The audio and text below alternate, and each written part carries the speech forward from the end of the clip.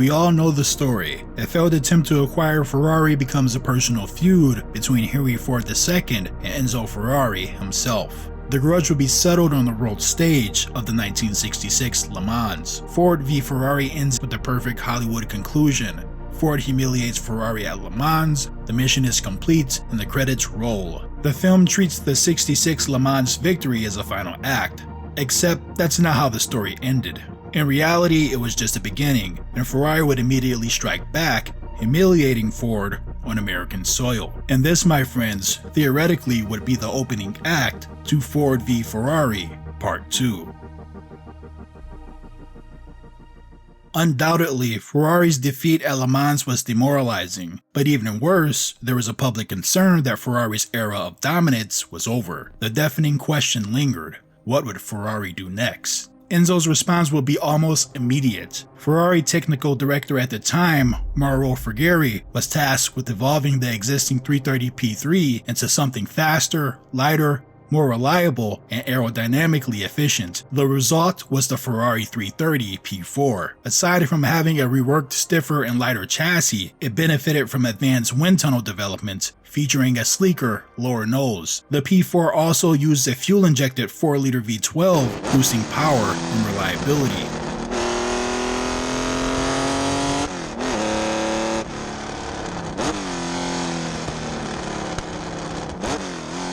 A more robust in-house 5-speed also replaced the P3's problematic ZF gearbox. Overall, the P4 was a more dependable machine, solving the overheating and gearbox issues that plagued the P3. With the evolution complete, the battleground choice was finalized. Instead of waiting for Le Mans, Ferrari planned to go on the offensive at the 1967 24 Hours of Daytona, Ford's home ground. 2 P4s were flown to Daytona before Christmas 1966, and within this hasty session, Ferrari broke the Daytona Speedway record, formerly set by Ken Miles. This caused Ford immediate concern. These concerns would then be exacerbated due to the poor performance during Ford's own testing session. Their goal was to prepare the new 3rd-gen GT40, the J car, for Daytona. Ford's testing did not go well, and the new prototype suffered significant issues, including instability and oversteer, wheels cracking under load, and catastrophic chassis failures. Because of these failures, Ford abandoned the J car for Daytona and packed up early, leaving them with only the older Mark II cars to race against the updated Ferrari prototypes. These Mark IIs would be updated with higher output 427s and revised T44 gearboxes. The result was a fleet of powerful but heavy Mark IIs at Daytona, weighing over 3,100 pounds with driver and fluids, which were still at a disadvantage against Ferrari's lighter and more agile prototypes that came in closer to 2,000 pounds with driver and fluids. Time would tell if brute force would be the key for Ford, or precision and finesse for Ferrari. February 4th, 1967, the 24 Hours of Daytona begins. Ferrari and Ford would go head-to-head again, except the race opened with an unexpected burst of pace from Phil Hill and Mike Spence in the innovative Chaparral 2F, which rocketed into the lead from the start and built a gap over the field in the opening hours. The 2F led the race for about 3 hours before Hill lost control on loose gravel, damaging the car, forcing it to retire. From that point on, the number 23 330 P4 of Amon and Bandini assumed the lead position, setting the pace, leaving the Fords behind. Despite the powerful 427s, the Mark II GT40s were hampered by mechanical problems throughout the race, most notably overheating issues and transmission failures. 6 highly touted Ford Mark IIs, last year's winner, are in the race, but all of them are forced out with transmission trouble. The fiery red Ferraris, all 3 of them, continue the blistering pace, and American rooters begin to realize the obvious superiority of this trio of P4 prototypes. A great victory for Italy in this all-Ferrari finish. Aside from Ford's attrition rate, they simply couldn't keep up with the Ferrari rhythm. By late evening February 4th, the Ferraris were running first, second, and third, and they stayed in that order to the finish. In the final lap, in a moment as symbolic as it was strategic, the 3 Ferraris crossed the finish line together, side by side, in a carefully orchestrated formation finish, mirroring Ford's Le Mans victory almost exactly. It was a powerful image of dominance and retaliation. They made it look easy. Ferrari was back.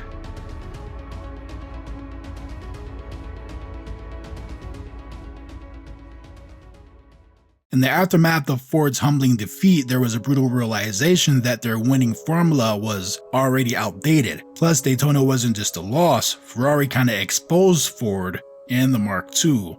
With its 7-liter NASCAR-derived V8, it was optimized for Le Mans, for long straights and sustained high speeds. The tight infield sections of Daytona, not so much. The poorly optimized Mark II, being too heavy with an overstressed drivetrain, lacked the balance and finesse of the Ferraris. Also at Daytona, the 6 GT40s were manufactured back with the army of mechanics, while Ferrari ran a much smaller operation, with only 2 P4s being factory backed, while the 412P was independent. Ferrari hadn't just beaten Ford, they had outthought them and were greatly more efficient. They were using surgical precision, while Ford brought a box of hammers. At this point, the perception was that Ferrari wasn't just building faster cars, they were building better, more reliable cars. With the 1967 Le Mans only 4 months away, Ford's next move would almost be immediate.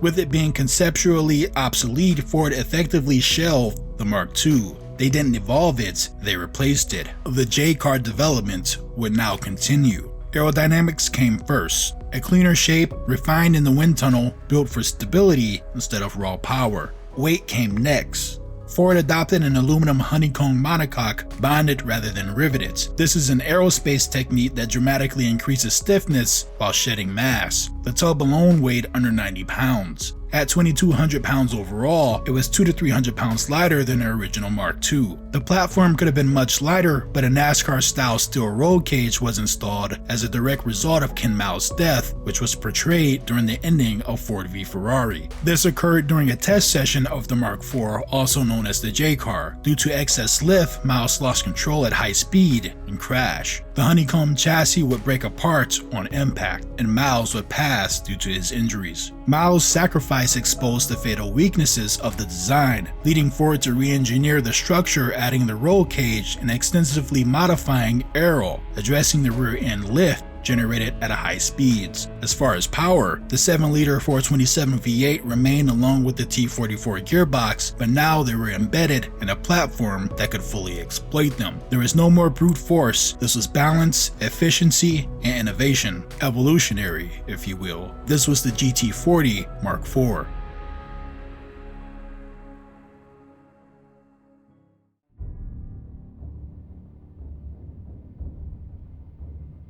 When the flag dropped at the 1967 Le Mans, Ferrari struck first. The 330 P4s launched cleanly, immediately challenging for the lead. Ferrari was fast, composed, and exactly where they were expected to be, but the race turned quickly. Within the opening hours, Ferrari's challenge began to unravel, not from lack of speed, but from fragility. Gearboxes overheated, clutches failed, one by one the P4s called back to the pits. It was almost the exact reverse of Daytona only months earlier, but it was now Ferrari dealing with the attrition. The number 20 Amon-driven car suffered a major fire. Number 22, the privateer P4, succumbed to gearbox problems after 18 hours. Ford, meanwhile, ran quietly. The Mark IV didn't lead dramatically, it didn't need to. Ford focused on rhythm, clean stints, controlled pace, and no unnecessary risk. By nightfall, Ferrari hopes had already faded. What had been a philosophical battle was becoming a war of survival, and Ford's new car was still running. By early morning, the top 3 cars were all Ford. Unfortunately, around 4 a.m., that would change in the most dramatic way. Due to a brake failure, Mario Andretti crashed heavily at the S's, hitting barriers on both sides of the track. It was later determined a mechanic incorrectly installed new brake pads backwards during a pit stop, inevitably causing the front wheel to lock up. The roll cage that was installed as a result of Ken Miles' death would save Mario Andretti's life. Despite the violent impact and heavy damage to the number 3 Mark IV, Andretti walked away with just broken ribs. By contrast, Dan Gurney and AJ Foyt drove the number 1 Mark IV practically untouched by drama, by endurance racing standards, that is. There was no chase, no late charge, no crashes, no body damage, no unscheduled repairs. And needless to say, that's exactly how Ford intended it to be. A smooth, persistent rhythm. Gurney was also a master at preserving brakes and fuel due to his strategically timed lift and coast methods. Regardless, it was famously reported that the Ford team ordered Gurney and Foyt to slow down once Ferrari was out, not because the car was in trouble, but because there was no reason to push it further. When the checker flag failed that morning, June 11, 1967, the result wasn't just victory, it was a flawless run, a decisive answer, and Ford's last word at Le Mans. Despite their retirements, Ferrari still secured a strong result, with the number 21 P4 finishing second and a privateer 412P finishing third. They were 4 and 7 laps behind, respectively. The Mark IV Ford of Bruce McLaren and Mark Donohue would place fourth.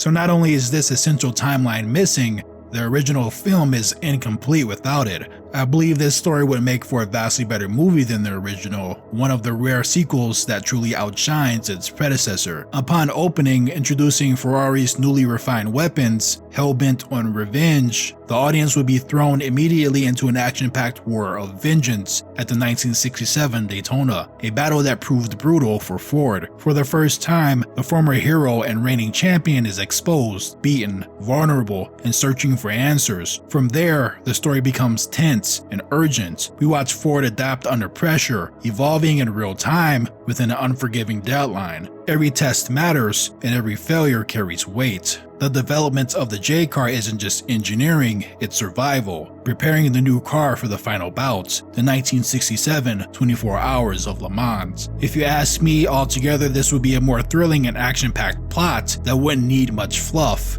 There's no need for excess drama, history supplies it naturally, and even as a standalone film, the story would stand on its own, not just because of its action, but because it tells a complete rivalry story, from dominance to defeat, adapting, and then to a final victory. It's pretty clear they haven't made a sequel because they never intended to. The movie, in my opinion, is truly about Ford, Carroll Shelby, Ken Miles, and the Mark II GT40. But regardless, I hope this video did a good job explaining why a Ford v Ferrari sequel would be an incredible film. It would also add closure, completing the story to one of the greatest rivalries in motorsports history.